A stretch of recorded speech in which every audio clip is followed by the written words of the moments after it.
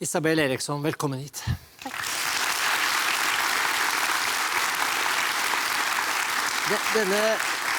Denne historien begynner med at du treffer en mann for andre gang i din lägenhet.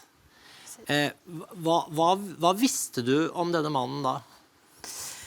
Då visste jag att han var amerikan. Han sa att han var amerikan i alla fall. Och att han bodde i London och jobbade med aktier. Han var ganska välbyggd. Lite kortare än mig. Han verkar väldigt lugn och samlad. Och han gav ett intelligent intryck. Han hadde jo med seg da til dette møtet, så hadde han med seg sjokoladedoppede jordbær, som det heter på norsk, og champagne. Ja. Og det viste seg jo at disse bærene var jo også innsatt med søvnmiddel.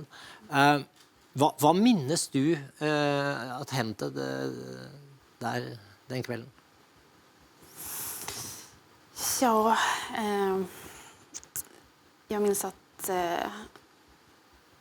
han skulle mata mig med jordgubbar. Ja, det är lite jobbigt att prata om, men och ganska snabbt så bara jag somnade in och det blev helt svart.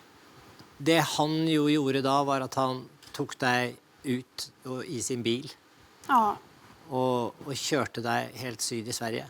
Hva så du da du våknet? Hva kan du forsøke å beskrive? jag ser ett plåttak och en man som sitter på en stol bredvid mig och bara tittar på mig. Och så ser jag att jag har en kanyl i armen som jag hastigt sliter av. Så säger han att han har kidnappat mig och att han tänker ha mig inlåst i ett par år. I et par år. Så han beretter for deg hva som er hans plan. Ja. Først så har du en ganske sterk reaktion, förstår jag. Ja, för först så försöker jag anfalla han och fly. Jag attackerar han med 2 spikar. Men jag var ju fortfarande så pass drogad då så det blev inget bra försök. Så han tar tag i mina handleder väldigt hårt och säger att om jag försökte något sånt igen så skulle han kedja fast mig vid sängen och bara ge mig knäckebröd att äta. Hur kändes disse dagene? Du vet jo ikke engang om du er over eller under marken. Det er et rom som det er litt uferdig, mye damm, mye bygningsdamm. Ja, det är ju kallt och dammigt och det är stengolv och mycket cementsäckar överallt. Och han berättar att han har byggt det helt själv. Och, han berättar väldigt i detalj så hur han har byggt bunkern. Nästan som att han är stolt över hur han har byggt den. Så, och den har 3 bankvalvsdører? Ja, och 2 med elektriska kodlås på också. Och får du noen gang komme ut? Er det noen mulighet for å lufte det der? Eller Ja, jag får komma ut vid några tillfällen. För han har byggt som en rastgård utanför bunkern. Så... Kan du da se hvor du er? Nej, jag ser bara att det är massa skog runt omkring. Så jag vet inte alls vart jag befinner mig någonstans. Denne hunden din som du hade med deg, eller som han tok med, en liten hund. Hvordan forholdt han seg til den? Ja, han gick ut och rastade henne varje morgon. Och sen så en dag så kom han in med en svart plastlåda och sa att hon var tvungen att börja göra i lådan då, annars så skulle han göra sig av med henne.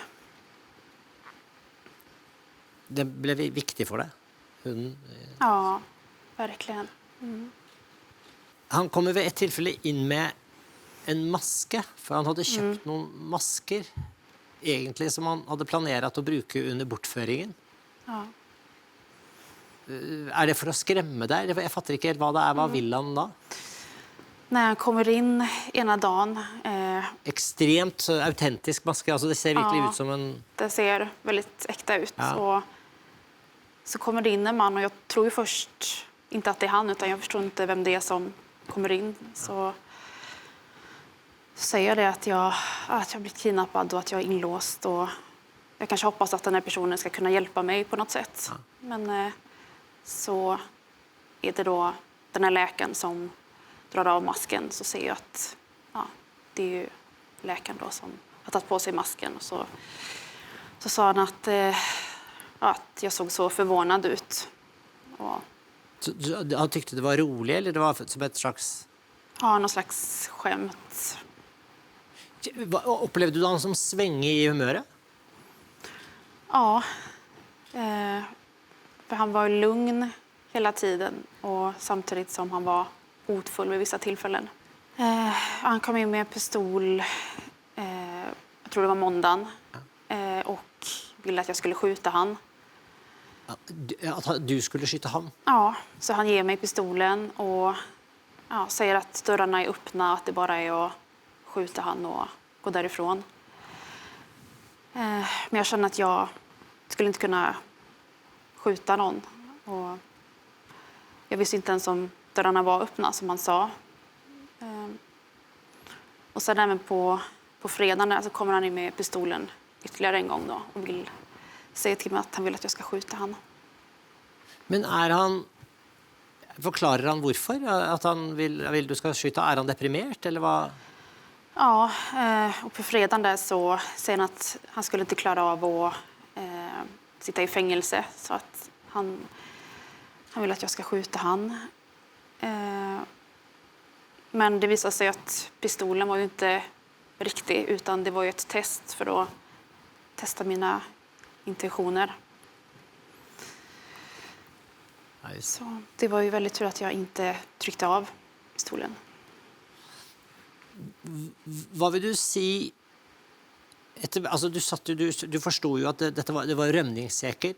Det var bara han som hade koden, så du var ju på ett sätt också helt avhängig av honom. Ja. För om något skulle hända med han när han inte var där, så skulle ju du aldrig komma ut. Ja, precis. Vad vill du säga blev din överlevelsesstrategi? För jag gjorde ju ett flyktförsök i början. Och sen så insåg jag ju att jag kunde inte övermanna han. Och bunkern var ju så pass flyktsäker så jag hade ingen möjlighet att ta mig ut. Så insåg jag att jag var tvungen att börja spela mina kort rätt. Att han inte skulle se mig som ett hot. Så jag valde att vara tillmötesgående och neutral. Och först då kanske det fanns en möjlighet att han till slut skulle lita på mig. Och att jag kanske fick någon möjlighet att fly då. Du sitter ju här idag, så det var ju kanske en bra strategi. Ja. Dere hade aldrig, så vitt jag har förstått, sex i bunkern. Men han sov över hos dig vid ett tillfälle. Kan du berätta om den kvällen? Ja, han ville att vi skulle sova ihop. Det var helt fruktansvärt att sova bredvid någon som har kidnappat en. Och han ville hela tiden ha kroppskontakt. Alltså han har en plan. Han vill att du ska vara hans flickvän. Ja. Men han vill inte tar inte något initiativ till att ha sex. Har du någon idé om varför han inte ville göra det? Ja, han tog lite prover på mig. Blodprover och så vidare. För han skulle se så att jag inte hade några sjukdomar. För att han ville ha oskyddat sex. Så när vi sov ihop då den onsdagen så tror jag att han inte ville ha sex då, för att han ville vänta tills provsvaren hade kommit tillbaks. Vet du vad han gjorde på dagarna när han inte var med dig? Jobbade han? Hade han ett normalt liv som läkare? Ja, han jobbade som läkare under dagarna. Han har ju en plan om att detta ska bli långvarigt. Han har också en plan om att det ska komma flera. Han ska hämta kidnappa flera. Ja. Men han klarar inte att genomföra detta. Och en dag så säger han att du är fri. Säger han något till dig om varför han inte klarar att genomföra? Ja, för på fredagen så åkte han tillbaka till Stockholm. Han skulle hämta mina grejer som var i min lägenhet. Och så ser han att det sitter en lapp på min dörr där det står att jag är polisanmäld försvunnen och att polisen har bytt lås så att han kommer inte in i lägenheten som han har planerat. Så då åker han tillbaks till bunkern och säger att då får jag säga att jag har följt med frivilligt, att vi ska hitta på en story och att det inte alls är fråga om något människorov utan att jag har följt med frivilligt. Så han ville ha dig med upp till Stockholm? Ja. För att gå till polisen och hämta nyckeln till lägenheten? Ja, precis. Och för att visa upp tror jag att jag inte alls var kidnappad utan... Hur var den bilturen? Ja, jag försökte hålla masken hela tiden. Och jag visste inte alls vad han tänkte göra. Eller om han hade tänkt att kanske visa upp mig för polisen att jag var välbehållen och sen kanske kidnappa mig igen tillbaks. Så jag hade ingen aning. Jag var livrädd hela tiden och visste inte alls vad han tänkte göra för någonting. Pratade det? Ja, vi pratade under bilresan upp. Vad vill han prata om? Det var lite allt möjligt, det var det. Han sa bland annat att han trodde inte att jag skulle vara så snäll som jag var. Och han sa att om jag inte hade varit så snäll så hade han nog inte släppt mig utan då hade jag förtjänat att vara kvar där. Han blev med in till polisen. Ja. Och ni fick sitta där och vänta rätt länge, 2 timmar. Ja. Ihop på polisen. En väldigt absurd situation. Ja, det var det verkligen. Kände du dig fri då? Nej, det gjorde jag inte. När kände du dig fri? Det var när jag kom in i ett rum och jag skulle prata med utredare. Det var först då som jag... Och han fick inte vara med? Nej. Det var först då som jag släppte masken och bröt ihop och kunde berätta det att jag har blivit kidnappad och han som har kidnappat mig, han sitter där ute. Och det är då som de griper han. Då blev han pågrepet och senare dömt? Ja. Du mötte ju denna läkaren fordi du var eskort, som det heter.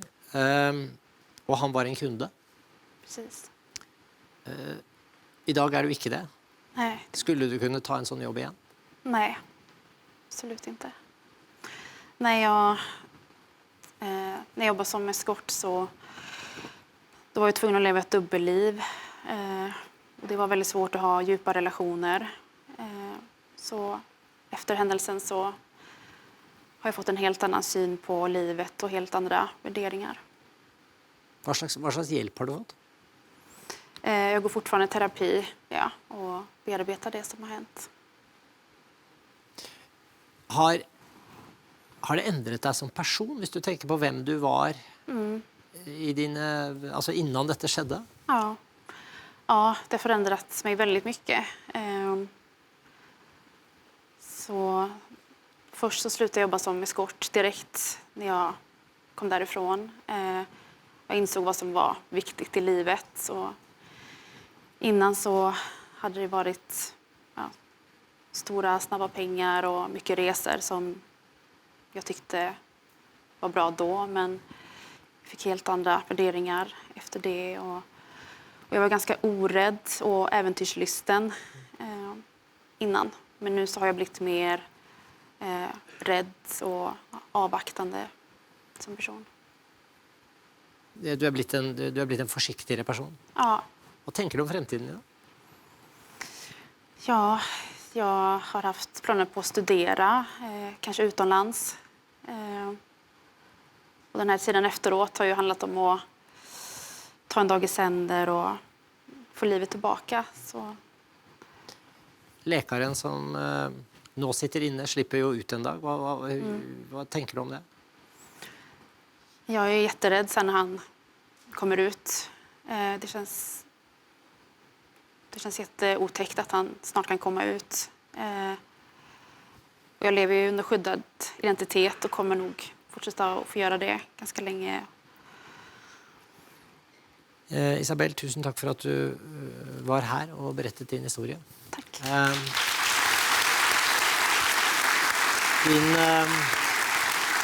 Din bok heter I bunkerlekarens vald, og er ute nå i disse dagene. Ja.